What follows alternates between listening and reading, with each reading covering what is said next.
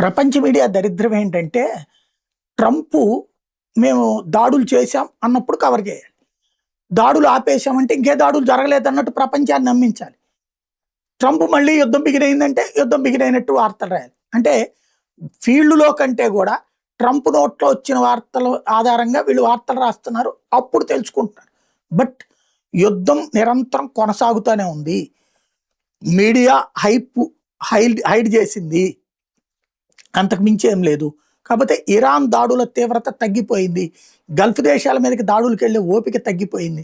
ఇరాన్‌ని మాత్రం చితకబాదుతున్న పరిస్థితి. ఇరాన్ కూడా ఇజ్రాయెల్ మీదన అట్లాంటి చోట్లన తన పంతం తీర్చుకుంటోంది. తాజాగా ఇజ్రాయెల్ ఐఆర్‌జీసీకి సంబంధించినటువంటి క్యాంపుల మీద దాడులు చేసింది. స్థావరాల్ని దెబ్బతీసేటప్పుడు క్యాంపులు పెట్టుకున్నారు. ఇప్పుడు ఆ క్యాంపుల మీద దాడులు చేస్తే 250 మంది ప్రాణాలు కోల్పోయినటువంటి పరిస్థితి. ఆ విజువల్స్‌ని ఇరాన్‌లోనే ఉన్నటువంటి పబ్లిక్ ప్రొజెక్ట్ చేయడంతో బయటకొచ్చింది.